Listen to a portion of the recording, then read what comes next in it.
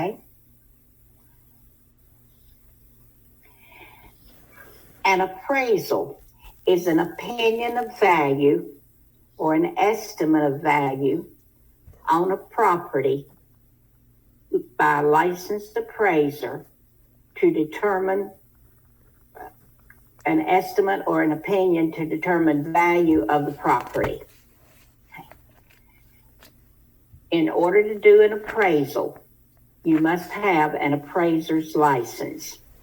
They have to go to school, they have to take a state exam, and they've got to do 200 appraisals before they can become a full-fledged appraiser. So they have a lot of work to do. Yes, Katrina, I caught your settlement statement. Okay. When we do our comparative market analysis, it is not an appraisal. It is a comparative market where we determine a range of value for a client, but we don't do a full appraisal. Okay, keep practicing, Brittany. Sometimes you'll hear of CMA referred to as a BPO. A BPO is a broker price opinion. Typically, we do CMAs, the comparative market analysis, for our clients, and a BPO for a third-party asset company. If you are a provisional broker, you may not charge for doing that. If you are a full broker and you're not doing it for a client, then you may do it and get a fee for it. But you cannot call it an appraisal.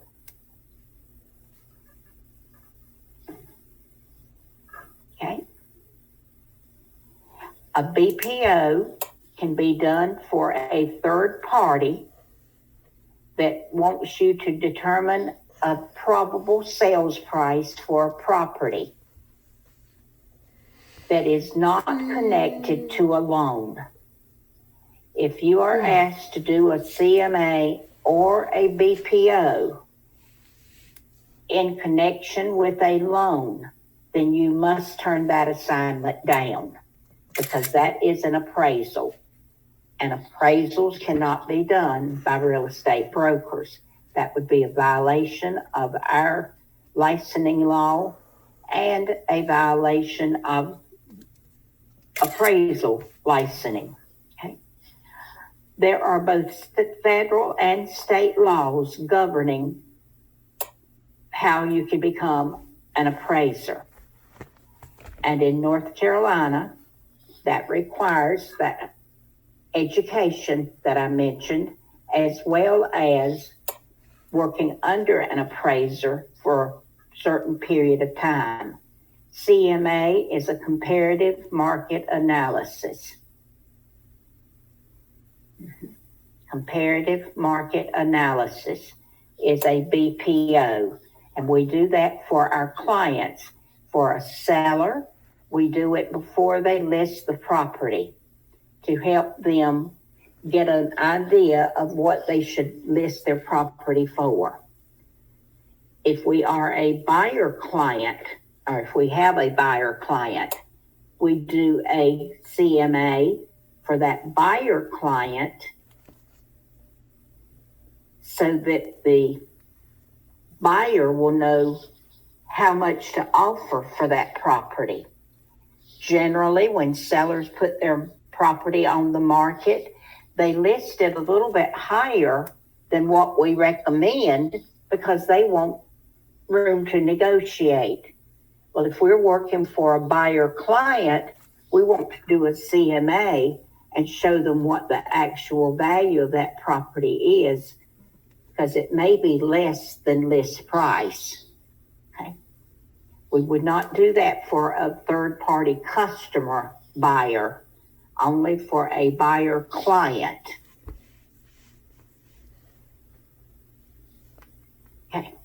You got to know the difference between market value, market price, and cost. So let's talk about those differences. Your market value is the most probable price in terms of cash that a property would bring in the open market. The most probable price a property would bring in an open market.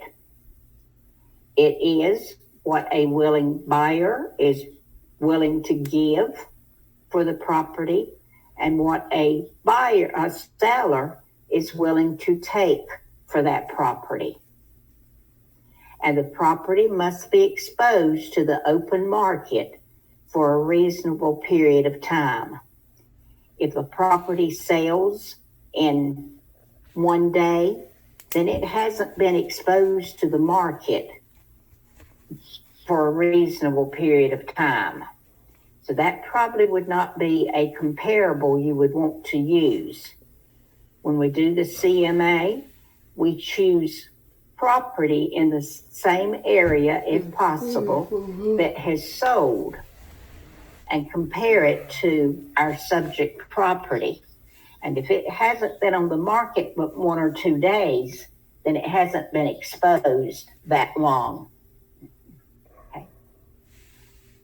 They may sell that quickly because they're underpriced.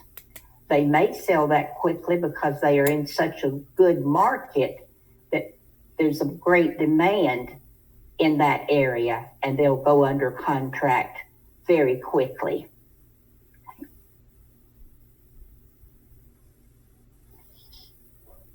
In order to have market value, then both parties must be familiar with the pros and the cons of the property, any defects, any zoning changes, things like that that might affect the value.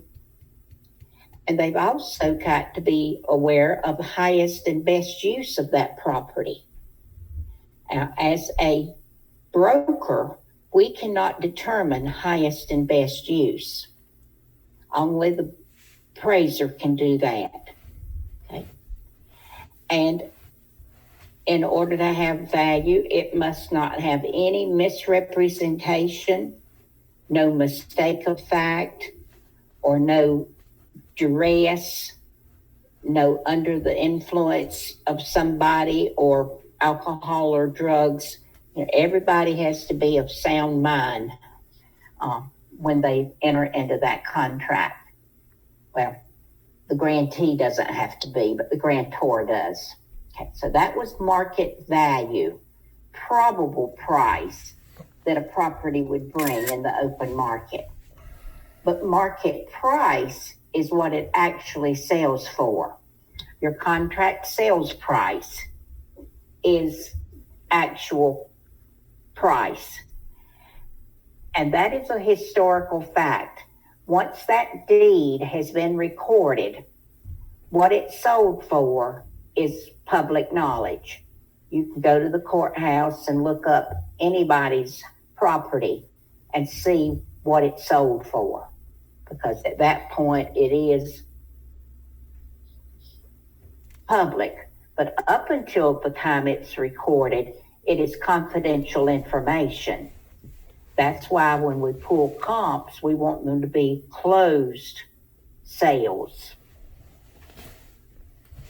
And then cost is the actual expenditures that seller has in that property.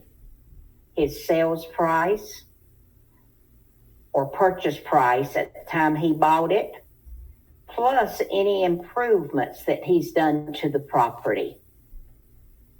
But cost does not equal market value.